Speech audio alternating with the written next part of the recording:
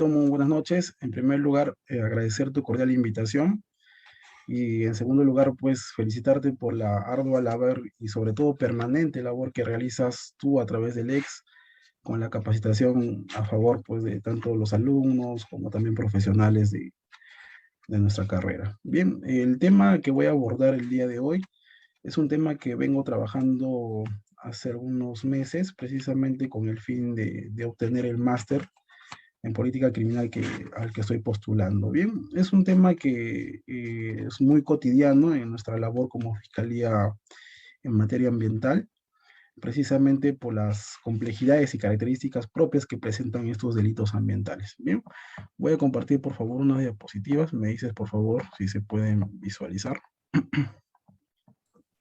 Sí, doctor, está cargando. Ahora ¿Sí se sí, puede ver? perfecto. Sí, perfecto, Bien. doctor.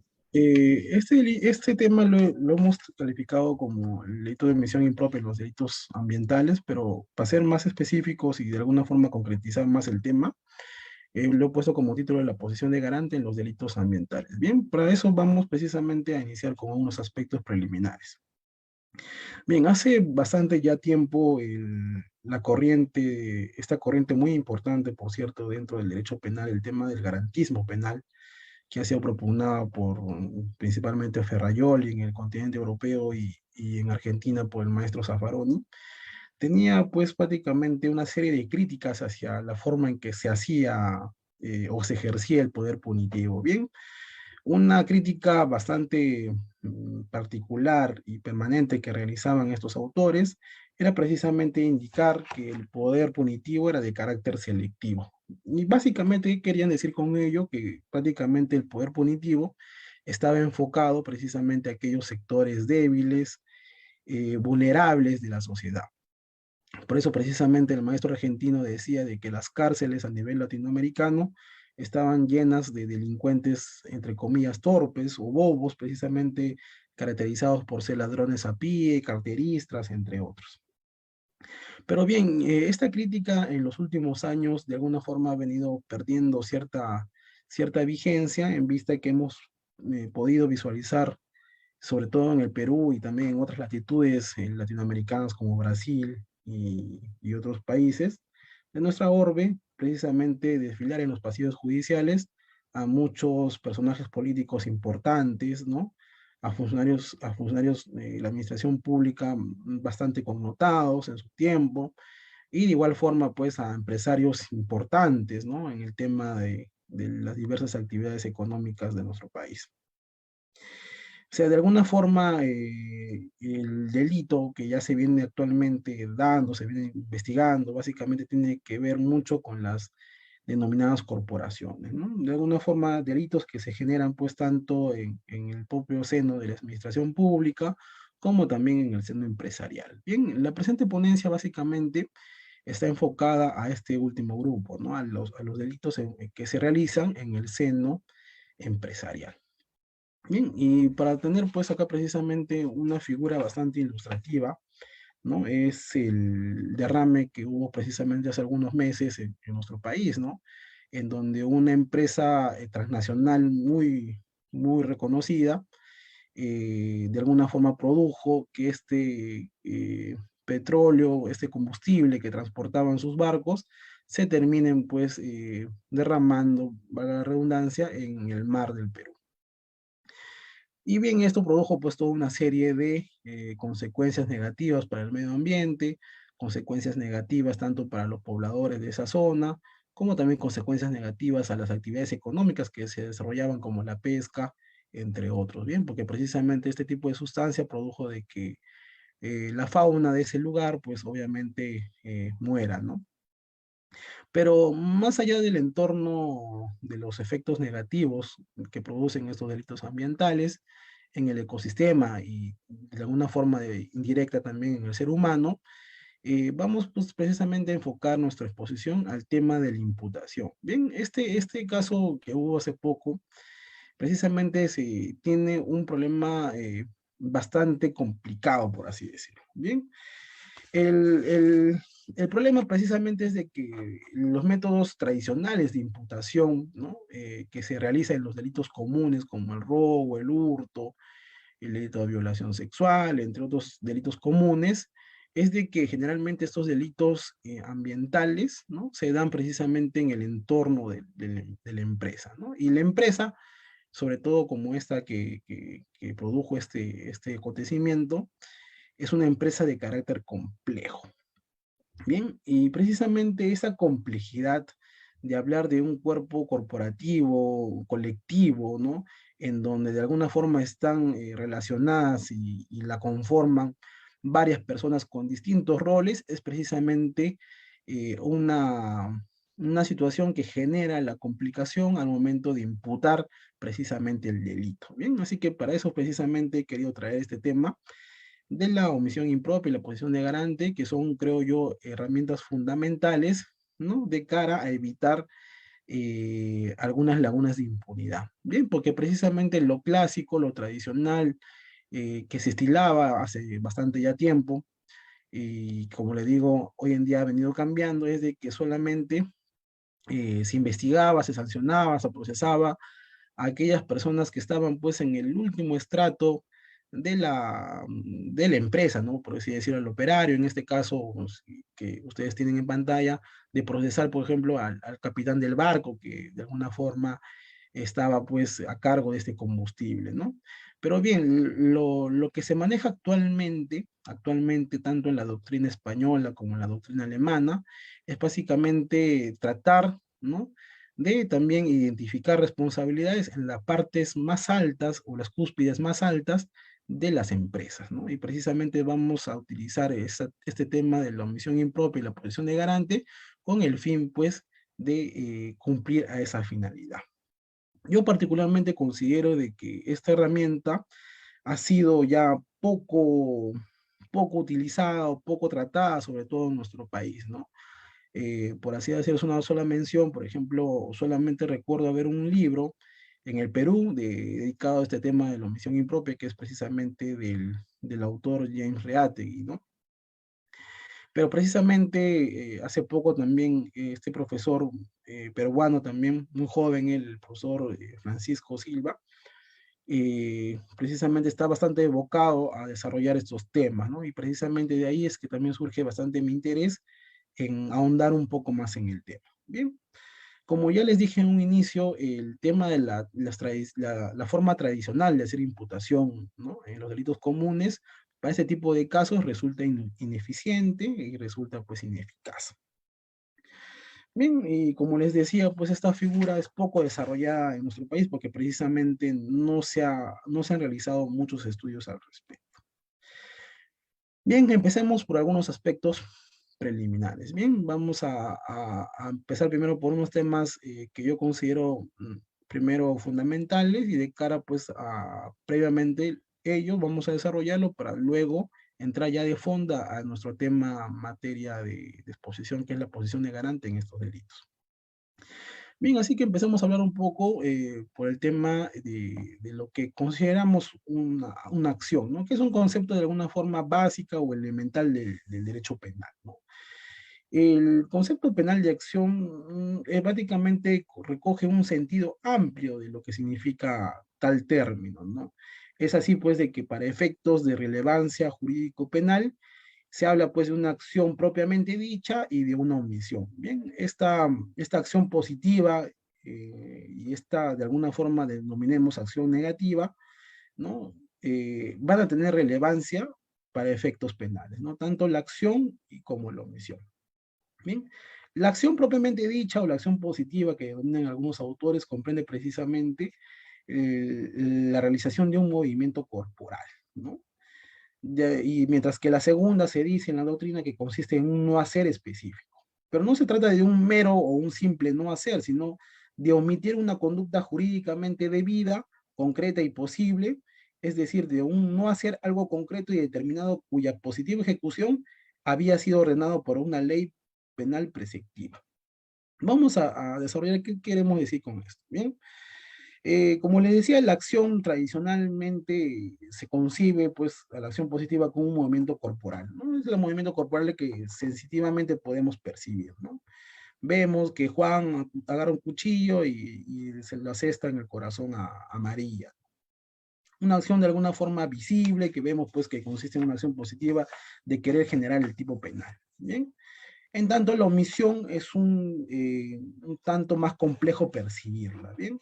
Podemos poner el ejemplo de la madre, ¿no? De que de alguna forma deja de lactar a su bebé y finalmente produce la muerte del mismo, ¿bien? Aquí hablamos prácticamente de figuras que llevan al mismo resultado, que es la muerte, pero que vemos que en el proceso se realiza de forma distinta. Bien, como les decía, en nuestro Código Penal, nuestra jurisprudencia ya de alguna forma es uniforme en el sentido de equiparar para efectos penales esta conducta activa como esta conducta omisiva. Bien, pero precisamente entremos un poco a lo que entendemos por la conducta omisiva, ¿no? Bien, además de constituir un no hacer algo, básicamente tiene un fundamento, ¿no? De que este no hacer, o mejor dicho, lo que origina que esto tenga efectos jurídicos penales, es de que este sujeto estaba obligado a una acción, ¿no? O sea, se esperaba de tal sujeto una acción de vida. Y esa acción, y ese fundamento, ¿no? De realizar esa acción viene precisamente de un mandato, ya sea legal, ya sea un mandato propio de la actividad riesgosa que realiza el sujeto, entre otros que vamos a entrar a detalle a continuación. Bien, como les decía, este deber de actuar puede surgir tanto pues del propio, por ejemplo, vínculo que tiene el sujeto activo con el bien jurídico, ¿no? Por ejemplo, les ponía el caso de la madre y el bebé. La madre para con su hijo tiene pues deberes específicos de alimentación, vestido, entre otros, ¿no? Que eso precisamente viene regulado por nuestro Código Civil, ¿no? De alguna forma los deberes alimenticios que tienen los padres para con sus hijos. Para poner un clásico o sencillo ejemplo, ¿bien? De los delitos de omisión se pueden hablar pues de dos clasificaciones, ¿no? Un delito de omisión pura o que se denomina omisión propia y un delito de omisión impropia o comisión por omisión. La omisión pura o propia consiste pues en un no hacer, pero como ya lo hemos dicho pues en forma repetitiva, no se trata de un simple o cualquier no hacer, sino de no efectuar la conducta que normativamente era exigida a tal sujeto. ¿Bien? En estos delitos de omisión propia, se habla pues de un deber general de solidaridad que nos incumbe a todos los sujetos que conformamos una sociedad, ¿no? Una conducta de auxilio, una conducta de salvamento, colaboración en una situación de necesidad o desgracia. Bien, de alguna forma, estos deberes de solidaridad que nos incumben a la parte general, mejor dicho, a la mayor parte que conformamos nuestra sociedad, a los mayores de edad, entre otras personas, básicamente va a estar representada en tipos penales concretos. Bien, estos tipos penales concretos de alguna forma están redactados en nuestro Código Penal y vienen siempre presididos por un verbo rector, ¿no? El que omite, ¿no? El que omite prestar auxilio, el que omite socorrer, entre otros, que lo vamos a ver en un momento. Bien, pero quiero que de alguna forma se entienda cuáles son la estructura, ¿no? Cuáles esas partes que de alguna forma conforman, o mejor dicho, dan pie a un delito de omisión propia primero, ¿bien? Hablamos de una situación generadora del deber, que es un hecho del cual va a nacer o va a surgir el deber de realizar determinada acción, ¿bien? El caso, como les decía, pues el caso típico del bebé que de alguna forma está pidiendo alimentos o necesita de alguna forma un alimento para desarrollarse, para vivir, va a ser una situación que genera en la madre el deber de precisamente prestarle los alimentos. Bien, otro elemento que conforma este delito es la no realización de la acción. Bien, aquí el omitente, el sujeto, de alguna forma no ha producido tal acción, valga la redundancia, con el fin pues de evitar el resultado. Bien, en este caso la madre no realizó el acto de dar lactancia al menor con el fin pues que produjo finalmente la muerte del mismo. Bien, y sobre todo pues otro elemento importante que es la capacidad de acción, ¿no? Aquí pues se trata de que el obligado en primer lugar conozca esta situación de peligro o esta situación generadora del deber y cuente con los medios para ejecutar la acción debida, ¿no? Volvamos al caso de la madre, en donde esta madre de alguna forma se encuentra en buen estado de salud, conoce que el menor, digamos, no ha lactado durante el día y que es necesario darle el alimento, ¿no? Pongamos otra situación contraria en donde la madre se encuentra en mal estado de salud, de alguna forma está indispuesta o está de alguna forma postrada, digamos, en algún recinto médico, ¿no? Y de alguna forma no estaría en la capacidad de cumplir con su rol de brindar los alimentos a su hijo. En nuestro Código Penal, por ejemplo, para citar algunos ejemplos de delitos de omisión propia, tenemos el artículo 126, por ejemplo, que señala la omisión de socorro y exposición al peligro, ¿no? El que omite prestar socorro a una persona que ha herido o ha incapacitado, poniendo en peligro su vida o su salud, será reprimido con pena privativa no mayor de 3 años, ¿no? El artículo 127, la omisión de auxilio, que señala que el que encuentra a un herido o a cualquier otra persona en estado grave o inminente peligro y omite prestarle auxilio de inmediato, pudiendo hacerlo sin riesgo propio de tercero, o se abstiene de dar aviso a la autoridad, será reprimido con pena privativa de libertad. Solo para poner algunos ejemplos de lo que entendemos por delito de omisión impropia. Bien. En cambio, vamos a entrar ya por, de alguna forma, conceptualizar el delito de omisión impropia, ¿no? Que de alguna forma se habla, pues, que es un delito de carácter mixto o de forma híbrida, ¿no? Porque por un lado consiste en la infracción de una norma prohibitiva, como ocurre en los casos de, o en los supuestos de acción positiva, y por el otro, el delito consiste en un no hacer, como en los casos de omisión pura o propia, ¿no? El individuo se abstiene de realizar una determinada acción que se esperaba que hiciese, por estar jurídicamente obligado a realizarla, ¿no? Por eso se habla precisamente de un deber de garante que también vamos a conceptualizar en unos momentos. Bien. Esta figura de la omisión impropia se encuentra regulada y reconocida por el artículo 13 del Código Penal, ¿no? Que conforme vamos a ir exponiendo, también vamos a dar su fundamento. Bien.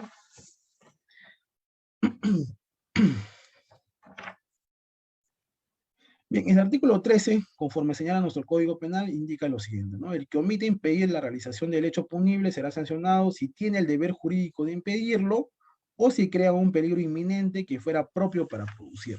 Y numeral 2, si la omisión corresponde a la realización del tipo penal mediante un hacer, ¿no? Y aquí precisamente se habla, pues, de características que comparte con los delitos de omisión impropia, ¿no? Como la situación generadora o de peligro para el bien jurídico, ¿no? Se habla también, pues, de la ausencia de la actividad o de la acción debida, y también, pues, de la capacidad del sujeto, ¿no? O la posibilidad real de evitar el resultado. Y también, pues, habla también, pues, de una tipicidad subjetiva, obviamente, ¿no? Que aquí, de alguna forma, el agente debe conocer de la situación peligrosa, ¿no? Y que tiene el deber, pues, de actuar ante esa situación peligrosa. Bien, ya con esos algunos detalles que hemos señalado precisamente de lo que tenemos por omisión impropia, y ya que también eso sí que hay que resaltar que esto en la doctrina no es uniforme, ¿no? De alguna forma, porque algunos autores consideran, pues, de que este deber de garante nace de fuentes formales o simplemente de, por ejemplo, la ley o de algún contrato, mientras, por ejemplo, otros autores como Armin Kaufmann, ¿no? O Werner Schunemann hablan ya de más que todo de un origen de naturaleza fáctica, ¿no? Pero no vamos a entrar en detalle porque eso de alguna forma también involucra mayor debate y discusión que no es el tema principal que me ocupa. Bien. Así se habla, pues, en la doctrina de la posición de garante, ¿no? Con respecto a la protección de bienes jurídicos, ¿no? Acá se habla de un garante de custodia o de protección, ¿no? No basta hablar de cualquier deber, sino que es indispensable que de las razones preexistentes surja una obligación de defensa del bien o una obligación de supervigilancia de ciertas fuentes de riesgo para el bien que deben ser controladas, ¿no? Por ejemplo, el ejercicio de una profesión, la asunción voluntaria de deberes de protección, por ejemplo, los niñeros, los guías de montañas para con los turistas, entre otros, ¿no? La responsabilidad por determinadas fuentes de peligro también, o denominada garante de vigilancia o de control, ¿no? Aquí el obligado jurídicamente a controlar una fuente de riesgo para un determinado bien jurídico no realiza las acciones que estaban a su alcance para controlar el peligro o contrarrestar sus efectos, ¿bien? Se habla de deberes de aseguramiento, por ejemplo, en la materia de tráfico, ¿no? De vehículos, que de alguna forma sabemos, pues, que nosotros que los vehículos en general son herramientas de carácter peligroso, ¿no? Que si no de alguna forma se tiene en cuenta la normativa y el manejo adecuado de los mismos puede devenir en un peligro o hasta en un resultado de lesiones o muerte para las personas. ¿Bien? También se habla pues de una equivalencia normativa, ¿no? Es decir, que la sola misión de impedir la realización del delito por parte de un garante no basta para fundamentar su responsabilidad en comisión por omisión, ¿no? Debe además esta omisión corresponderse a la realización del tipo penal mediante un hacer. Se denomina una cláusula de correspondencia, ¿no? O también algunos autores hablan de la causalidad hipotética o cuasi causalidad, que supone que la realización de la acción esperada del garante habría impedido el resultado. Ello resulta pues necesario solamente, pues de esta forma podría afirmarse la equivalencia entre la comisión por omisión y la realización activa del sujeto o del tipo penal. Bien, hay jurisprudencia al respecto, pero no me voy a quedar mucho en ello porque quiero desarrollar precisamente el último aspecto. ¿Bien? Pero ya, vamos a entrar ahora en lo que tenemos de alguna forma por los delitos ambientales, ¿bien? Que también es de alguna forma un tópico que quiero que ustedes comprendan, diferenciar entre esos delitos comunes o delitos tradicionales con los delitos ambientales y precisamente su naturaleza y por qué es precisamente que se originan ciertos aspectos complejos al momento de generar imputación. ¿Bien? Obviamente el medio ambiente ha sido elevado o categorizado como un derecho fundamental que se encuentra pues previsto en el artículo 22, en el artículo 2, número 22 de nuestra Carta Magna, ¿no? Habla precisamente de que todos los seres humanos tenemos el derecho de gozar un ambiente equilibrado y precisamente es que de ahí se desarrolla precisamente el bien jurídico de los delitos ambientales. Bien, pero como justamente lo indicamos también al comienzo de la exposición, no basta una mera declaración o voluntad de la norma o de la ley para precisamente hacer eficaz este objeto de protección. Bien, por eso precisamente para que tengan vigencia real, se ha previsto que tanto por la vía administrativa como por la vía penal se puedan tutelar estos derechos a un ambiente, a gozar de un ambiente equilibrado. Bien. El tema que nos ocupa es el tema de la vía penal. Bien, estos delitos ambientales se encuentran positivizados en el título 13 del Código Penal, artículo 304 al 315, ¿no?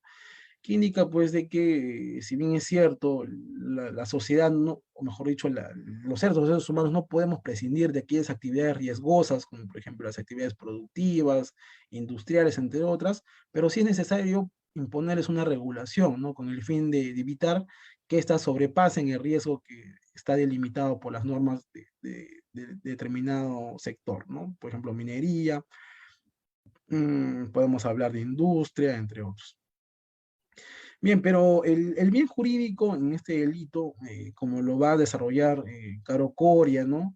Y otro autor también bastante importante, nacional, el profesor Percy García Cabero, dice pues de que los delitos ambientales no eliminan o desintegran un ecosistema, sino que lo desestabilizan, ¿no? Por eso precisamente se habla de que el bien jurídico en materia de protección en esos delitos sería pues, ¿no? El ambiente, el medio ambiente equilibrado, o de alguna forma la estabilización del medio ambiente, que lo vamos a desarrollar también a continuación, ¿bien, no? Pero por parte también, pues, esto es siempre y cuando nosotros adoptemos esta posición de que el derecho penal tiene como objeto la protección de bienes jurídicos, ¿no? Porque obviamente también hay ciertos autores o ciertos doctrinarios que de alguna forma se alinean más que todo a la posición del funcionalismo normativista de Jacobs, ¿no? Que indican de que el objeto de protección no son tanto las normas jurídicas, los bienes jurídicos, sino el restablecimiento pues, de la vigencia de la norma vulnerada. Pero bien, eso también es una materia de discusión aparte. Yo particularmente estoy más que todo acorde a un funcionalismo moderado de tipo o de lo que propone Roxy. Bien, pues también un tema que también pues obedece a una discusión que quizás nuestro amigo Nilton puede organizar algún día sobre esa discusión eterna, ¿no? Entre lo que corresponde al funcionalismo moderado, al funcionalismo radical y otras corrientes también que son importantes, ¿no? Como el finalismo, que algunos dicen que ya desapareció, pero bueno, todavía tiene algunos adeptos en nuestro país. Bien, para poner precisamente, para entrar ya al tema de fondo, ¿no? Que es la posición de garante de los delitos ambientales, he traído de alguna forma este delito, por así decirlo, más significativo de lo que se habla como delitos ambientales, o un delito insignia, por así decirlo. Bien, el delito de contaminación ambiental. Este delito se encuentra previsto en el artículo 304 del Código Penal, ¿no? Es un delito, se denomina común, puesto más que todo por el tema del sujeto activo, ¿no? Que puede ser cualquier persona. Bien, el bien jurídico, como lo hemos señalado ya en algunas partes más arriba, se trata pues de la estabilidad del ecosistema. La acción típica puede consistir en un provocar o directamente en realizar, ¿no? Veremos pues de que estos dos verbos rectores de alguna forma tienen cierta diferencia, ¿no? Provocar de alguna forma ha sido entendido por la doctrina como generar las condiciones para que se produzcan descargas, emisiones de gases tóxicos, emisiones de ruido, filtraciones, vertimientos, radiaciones, entre otros, ¿no? Mientras que realizar ya la propiamente de una conducta directa, ¿no? Directa, ya prácticamente aquí el agente es el autor directo del vertimiento, de la emisión, etcétera, ¿no? Bien, pero este delito también de alguna forma entiende o exige como primer parte de su comisión de que se vulnere o se inobserve una determinada normativa ambiental o límite máximo permisible. Bien, eso como primer paso para identificar un delito de contaminación ambiental. Bien, identificar que determinada actividad ha vulnerado cierta normativa ambiental o límite máximo permisible, ¿no? Pero con esto no quiere decir que ya se configuró el delito de contaminación ambiental. El tipo penal en sí exige de alguna forma que se haya causado un perjuicio grave al medio ambiente, a la salud ambiental o algún componente ambiental. Y a su vez también habla pues de que, si bien es cierto, no puede haber producido un perjuicio efectivo, pero también se configura este delito si es que de alguna forma se produce un peligro concreto y grave precisamente al medio ambiente, a algunos de sus componentes. Bien, por eso justamente se habla de que este delito es un delito de peligro concreto como también un delito de resultado al mismo tiempo. Bien, hablando del tipo subjetivo, este delito se puede cometer tanto a título de dolo como de culpa, ¿no? Obviamente si se habla pues de un tema culposo o negligente, la pena es menor. Y existen también agravantes, obviamente, si se falsea información del hecho contaminante, obstaculiza o impide la actividad fiscalizadora, o se actúa de forma clandestina, ¿no? Entre otros.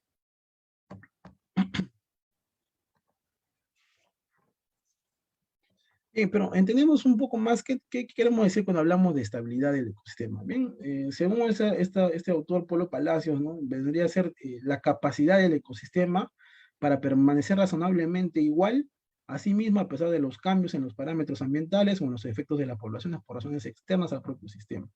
Es la capacidad de un sistema para compensar las alteraciones, ¿no? O dicho en términos más sencillos, son las posibilidades del ecosistema de resistir a las perturbaciones externas de origen natural, como la sucesión, o no natural, como la explotación humana del medio, entre otros. Por eso, precisamente, uno de las complejidades que presenta este delito es cómo identificar que estamos ante un peligro o estamos ante un daño de carácter leve, de un carácter mediano, de un carácter grave, ¿no? Y precisamente aquí se tendrá que recurrir precisamente a la pericia, ¿no? A la pericia. Nosotros, por ejemplo, como Ministerio Público, contamos con un equipo forense en materia ambiental, que es una oficina de la Gerencia de Peritajes en Lima, que está compuesta por peritos ambientales que de alguna forma determinan y nos ayudan en esta labor. Bien, ellos nos determinan si estamos ante una afectación de carácter grave, mediano o leve, ¿no? Por ejemplo, aquí en Tacna, hace algunos años estuvo vigente la ordenanza municipal 0030-2009, que justamente regulaba el tema de ruidos, ¿no? De la contaminación de ruidos. Y bien, precisamente esta normativa municipal hacía esta distinción entre ruidos nocivos y ruidos molestos. Obviamente los ruidos nocivos eran pues aquellos ruidos de carácter más grave, ¿no? Y precisamente la cantidad de ruido en la atmósfera se miden a través de los decibeles, ¿bien? Y obviamente, como ustedes pueden ver acá, en los ruidos nocivos se habla pues de 80 decibeles, 85 decibeles, 90 decibeles. En cambio, de ruidos molestos, ¿no? Se habla pues de 50, 60, 70, 80 decibeles, que es una cantidad menor a la correspondiente a los ruidos nocivos, ¿no? Por eso precisamente nosotros como Ministerio Público en su momento, y acorde también pues al principio de última ratio de derecho penal, que solamente debe ser enfocado a aquellas conductas graves y no de bagatela, optamos por de alguna forma fijar posición en que solamente tenían connotación penal aquellos ruidos nocivos, ¿no? Mientras que los ruidos molestos debían corresponder a tanto a la vía administrativa como también a la vía de proceso por faltas, ¿no? Eso con el fin de distinguir, ¿no? Una forma aquí práctica de distinguir entre daños graves y daños leves o medianos. Por su parte, ¿no? El autor Hanko Yogye, que de alguna forma también es un reconocido abogado, sobre todo dedicado al derecho penal económico, para él precisamente hablar de un daño grave, un daño mediano, leve, estará en razón a la medida de superación que se habría tenido, ¿no? Por ejemplo, si acá hablamos de un límite de 80, ¿no? Si se han superado solamente 2 decibeles, estaría hablando, según el autor, de un daño leve, ¿no? Mientras que se estaría superando 10 decibeles o 20 decibeles del permitido, ya estaríamos hablando de un daño grave al medio ambiente, ¿no? Eso de alguna forma como posiciones para precisamente identificar cuándo estamos ante un daño grave o ante un daño pues leve o mediano. Bien, pero también por otra parte pues hay también otras posiciones, ¿no? Y sobre todo los que desarrolla el OEFA, ¿no? Que también es el organismo de evaluación y fiscalización ambiental, que es un órgano administrativo que se encarga específicamente de la supervisión ambiental de las entidades o actividades, ha definido pues algunos temas bastante importantes, ¿no? Por ejemplo, en la resolución directoral 305-2012, habla pues de como daño ambiental a toda afectación al ambiente, ¿no? A través pues de la emisión de sustancias contaminantes que determinan la calidad física o química, ¿no? Eh, y de alguna forma también este autor, Percy García Cabero, para precisamente identificar cuando estamos ante un daño grave, habla precisamente de una magnitud, ¿no? En el espacio y el tiempo de esta afectación al ambiente, ¿no? Y que de alguna forma repercute también pues en la salud, no solamente de las especies de flora o fauna, sino a veces también en la salud de las personas, ¿no? Según este autor, cuando ya estemos de alguna forma afectando a las personas, ya estaremos hablando de un daño grave al medio ambiente, ¿no? Pero son posiciones que de alguna forma se estilan en la doctrina con el fin, pues, de identificar este elemento normativo que el tipo penal exige.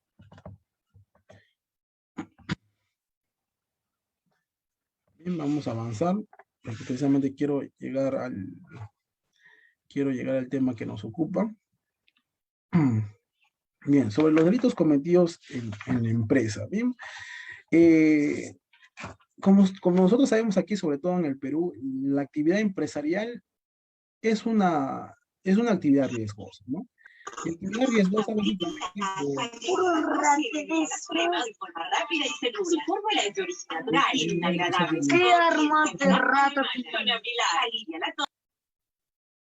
Ahí está, muy bien, gracias, Milton.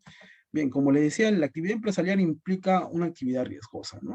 Y eso quizás en nuestro país se evidencia en varias ocasiones, ¿no? ¿Por qué? Porque precisamente vemos que algunas empresas se dedican negativamente pues a realizar tratos ilícitos con funcionarios públicos, ¿no?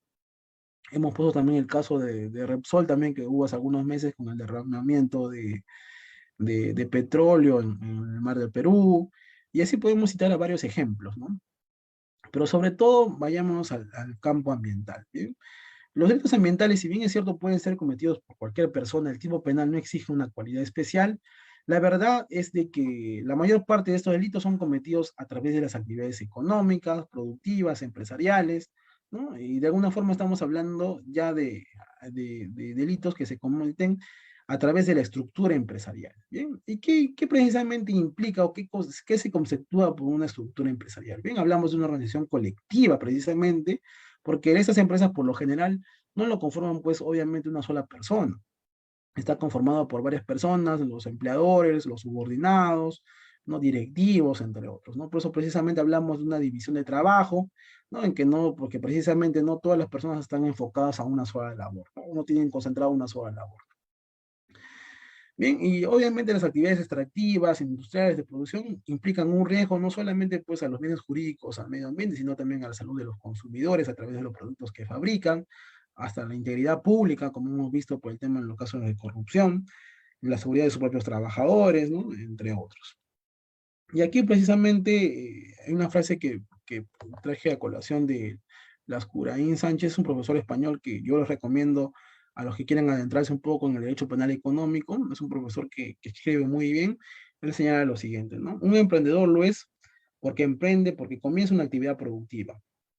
Como esa actividad productiva supone riesgos para terceros, quien la inicia será garante de su control, sea por injerencia, sea por mantenimiento de fuentes de riesgo en su ámbito de dominio, en su círculo de organización. Bien, el titular de la empresa es garante porque desata riesgos o porque mantiene como propias fuentes de riesgo. Es más, si como sociedad permitimos que se emprendan actividades peligrosas, es desde luego por el principio de libertad de actuación y por la utilidad social de la empresa, pero también porque imponemos al emprendedor severos deberes de control de riesgo. Severo significa aquí deberes penalmente reforzados, esto es deberes de garante, ¿no? Y eso de algún modo también ha traído colación pues, en nuestro 3C, ¿no? Nuestro Tribunal Constitucional, en la sentencia 3343-2007, proceso de amparo, indica lo siguiente, ¿no? La finalidad del lucro debe ir acompañada de una estrategia previsora del impacto ambiental que la labor empresarial puede generar. La Constitución no prohíbe que la empresa pueda realizar actividad extractiva de recursos naturales. Lo que ordena la Constitución es que dicha actividad se realice en equilibrio con el entorno y con el resto del espacio que configura el soporte de vida y de riqueza natural y cultural. ¿Bien? De lo contrario, si la actividad empresarial genera pasivos ambientales, se habrá cumplido seguramente con la finalidad de lucro, sin embargo, a un costo que el Estado y la sociedad no soportarán. Bien, pues hablemos un poco, ya entrando con esta introducción a lo que entendemos por la posición de garante del empresario. Bien, como hemos señalado, la actividad de iniciar una empresa, de alguna forma, la actividad de la empresa implica una actividad riesgosa, bien, como ya lo hemos detallado. Por eso, precisamente, el titular de una empresa ostenta un deber de garante que se fundamenta ciertamente en el hecho de que al iniciar una actividad empresarial pone en marcha cursos causales respecto de los cuales ostenta la responsabilidad positiva de evitar que se puedan lesionar bienes jurídicos, ¿no? Una manifestación del principio de responsabilidad. Pero precisamente aquí lo que hablamos, también en un inicio, de que esa estructura, ¿no?, empresarial no es pues de alguna forma uniforme, no es una estructura de carácter sencilla, ¿no? Por ejemplo, aquí he traído, por ejemplo, un organigrama. Este es un organigrama de una empresa minera, no vamos a decir el nombre obviamente, pero está compuesto, pues, imagínense, de todas estas áreas, ¿no? Tiene una gerencia general, un directorio, una gerencia de administración, una gerencia de operaciones, una gerencia de comercialización, superintendencias, entre otros, ¿no? Por eso precisamente el problema es cuando un delito ambiental se genera, digamos, cometidos por esta empresa. Bien, ¿a quién imputamos el hecho, no? Y es precisamente la dificultad es que nosotros como fiscales ambientales estamos bastante empeñados en dilucidar, ¿no? Imputamos a la gerencia de comercialización, a la gerencia de contabilidad, al director, al gerente general, ¿a quién? ¿No? Y precisamente algunas inquietudes que se forman en la actividad habitual del trabajo y que precisamente la doctrina nos ayuda a dilucidar. Bien, este autor también, Gómez Martín, también es muy bueno, también se los recomiendo para efectos de derecho penal económico, señala, ¿no? El dueño de la empresa tiene una posición de garantía originaria, y es que efectivamente toda empresa pues comienza con el que la funda, ¿no? Con quien la crea, ¿no? Que es generalmente una persona o un grupo de personas, ¿bien?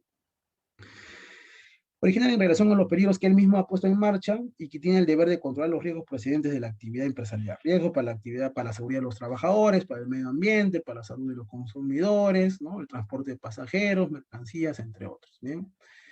El empresario es responsable de la organización primaria de la empresa. En principio, responde de todos los factores productivos peligrosos que se encuentran en su ámbito de dominio como contrapartida a su libertad de organización, en el ejercicio del cual pone en marcha una organización humana que ejerce una actividad económica, se convierte en garante de que su actividad empresarial no lesione ni ponga en peligro bienes jurídicos ajenos. Bien, como les decía, precisamente las clásicas formas de imputar, o la forma tradicional de hacer imputación, encuentra su primer debilidad, o su primer dificultad, por así decirlo, en este tipo de organizaciones a las que nos enfrentamos. ¿Bien? Este conglomerado de áreas, de personas, ¿no?, que la conforman. Y precisamente en este conglomerado de personas es de que este deber originario del empresario que crea valga la redundancia, su empresa, es de alguna forma delegada en el desarrollo de su actividad a determinadas personas, ¿no? Por eso precisamente se habla de una delegación de funciones también, que es un tema que ocupa bastante a la doctrina del derecho penal económico, ¿no? Y aquí precisamente vamos a traer a colación una sentencia del Tribunal Supremo Español del 25 de octubre del 2002, que señala, ¿no? La organización jerárquica de las empresas determina que no siempre la conducta puramente ejecutiva del operario subordinado sea la que deba ser examinada desde la perspectiva de su posible relevancia jurídico-penal, sino que normalmente sea mucho más importante el papel de los que están situados jerárquicamente por encima, quienes detengan el control efectivo de la empresa, o como en este caso, la jefatura en el proceso de producción, ¿no? Se trata de que en este ámbito de relaciones jerarquizadas, la conducta relevante será de aquel que es responsable del ámbito de organización por ser legitimado para configurarlo con exclusión de otras personas. De que efectivamente aquí, pues, recordemos un poco de nuestras clases de derecho laboral, el empleador, a diferencia, pues, del trabajador o del empleado, tiene, pues, mayor gama de facultades, ¿no? Comenzando por la facultad de dirección, por la facultad incluso de reemplazar a aquel trabajador que de alguna forma incumpla sus deberes contractuales, o que de alguna forma representan un elemento negativo para la empresa. Bien, pero hablemos precisamente de qué tenemos que verificar, ¿no? Precisamente al momento de imputar, o si queremos imputar este tipo penal a los altos funcionarios, o a los propios empresarios o dueños de las empresas. Bien. Aquí precisamente una autora que también recomiendo bastante, la autora Agustina Sanllehi, que es española, ¿no? Señala sobre el rol del empresario del buen administrador: se generarían también determinadas expectativas que conforman deberes positivos de prevención, control de aquellos riesgos contrarios a la institución empresarial, ¿no? La posición de garante del empresario podría fundamentarse entonces, por un lado, en el deber de vigilar o controlar las fuentes de peligro, deberes de aseguramiento o dominio, y otro basado en la cercanía de peligros, que es en el deber de proteger bienes jurídicos frente a los mismos que los amenacen, o deberes de custodia. Bien, pero precisamente, como les decía, el empresario no solamente se va a enfocar o se van a centrar sobre él todas las actividades de la empresa. Obviamente, para el normal funcionamiento de la misma, va a delegar ciertas funciones, ¿bien? Y precisamente para que una delegación de alguna forma sea efectiva, o de alguna forma genere, pues, los efectos jurídicos, esto es de que la delegación de alguna forma represente que este empresario de alguna forma pase la responsabilidad a otra persona, tienen cierto también caracteres que se deben de cumplir. Bien, en primer lugar, pues, de que la persona a la que se le delega esta función sea una persona con capacidad de realizar tal función delegada, ¿no? Por ejemplo, yo no voy a delegar a una persona para controlar los desechos químicos de mi empresa, si esta persona, pues, es profesional, digamos, en derecho, ¿no? Un abogado, obviamente, en desechos químicos no es un profesional apto, ¿no? Y menos aún, por ejemplo, si el empresario no le da de las herramientas para que realice su función, ¿no? Por eso precisamente se habla de que para que la delegación surta efectos, se habla, pues, de un sujeto capaz de llevar a cabo la labor delegada, en primer lugar, y sobre todo que se le dé los medios para llevar a cabo esa función. Bien. Pero precisamente esta labor de delegar del empresario no va a significar que se disuelva de todo tipo de responsabilidad, ¿no? Este va a conservar de alguna forma, va a mutar de responsabilidad. Si bien es cierto, ya no va a tener la función, por ejemplo, hablamos de desechos químicos, de cautelar que estos lleguen a parar a un lugar autorizado, sí va a tener el deber de vigilar que a la persona que ha delegado esa función realice, pues, su actividad de manera adecuada, ¿no? Se habla por eso precisamente de una labor de vigilar, ¿no? De evitar que esta persona cause o reciba un daño o haga algo indebido, mientras que controlar se entiende que efectuar una comprobación de la actividad que realiza esto. ¿Bien? Por eso hablamos precisamente de esta delegación que siempre, obviamente, en todas las empresas se usa. Bien, y precisamente, ¿no? En consonancia a esa línea de pensamiento, nuestra Ley General del Ambiente, en el artículo 74, establece que todo titular de operaciones es responsable por las emisiones, ¿no? Por las emisiones de efluentes, descargas y demás impactos negativos que se generen sobre el ambiente, la salud y los recursos naturales. De igual forma, la Ley de Gestión Integral de Residuos Sólidos establece que el generador, operador y cualquier persona que intervenga en el manejo de residuos es responsable por el manejo seguro, sanitario y responsable de los mismos. ¿Bien? Y acá, pues, voy a traer precisamente algunos elementos importantes, ¿no? Para precisamente verificar cuándo podemos imputar precisamente esta responsabilidad a los empresarios, ¿bien? Este autor también, Silvio Jesús María Silva Sánchez, Es un autor que se lo recomiendo bastante a efectos de que los que quieran profundizar más en el tema, establece este tipo de requisitos, por así decirlo. Bien, señala pues de que el hecho o la llamada situación de peligro se suscita en el ámbito de su competencia, lo que se denomina posición de garantía. Esto es pues, señores, de que obviamente con ello no se quiere decir de que el empresario responda por todos los delitos que produzcan sus trabajadores, sino de aquellos delitos que tengan relación, ¿no?, con la función o la actividad de la propia empresa, ¿no? Por ejemplo, acá si su trabajador mató a su cuñada, obviamente no se va a responsabilizar al empresario, ¿no?, porque no tiene nada que ver con la actividad que realiza su empresa. Otro elemento que hay que tener en cuenta es de que pudieran y debieran actuar en tal sentido siempre según los términos del compromiso adquirido de controlar los correspondientes factores de riesgo, que de hacerlo fuera posible evitar la producción del hecho lesivo, ¿no? Que obviamente se dieran las bases de la correspondiente imputación subjetiva, esto es dolo y solo esencialmente también la imprudencia, ¿no? Y aquí también hay un aspecto bastante controversial todavía a la fecha de cómo determinar quién es autor y quién es cómplice, ¿no? Para ese autor, por ejemplo, Silva Sánchez, autor sería el propio delegado que ha incumplido su función, mientras que el delegante o el que ha incumplido su labor de vigilancia sería pues una suerte de cómplice, ¿no? Pero eso tampoco es uniforme en la doctrina, ¿no? Y acá solamente quería traerles alguna sentencia, ¿no?, ya para justamente culminar, ¿no? Esta casación 1113-2019-ICA, ¿no?, que es una de las pocas que precisamente abondan o ahondan en este tema, ¿no? Señala lo siguiente: cuando las conductas contaminantes provengan de las empresas, como en el presente caso, es de rigor identificar dentro de la estructura empresarial a las personas naturales en cuyo ámbito de organización se gestó el riesgo penalmente prohibido para el medio ambiente. No se puede imputar directamente responsabilidad penal en el directivo o el gerente por ser tal, sino que es menester, según lo ya expuesto, identificar a los que le corresponde asegurar los riesgos de contaminación de los procesos productivos. Señala la sentencia: para imputar a los directores y gerentes se requiere establecer si existe un encargado del área ambiental, si éste cumplió con sus obligaciones de información de los estándares ambientales y si se le supervisó debidamente, ¿no? Es lo que señala esta sentencia, que es muy interesante precisamente, ¿no? Y aquí un casito práctico ya para culminar.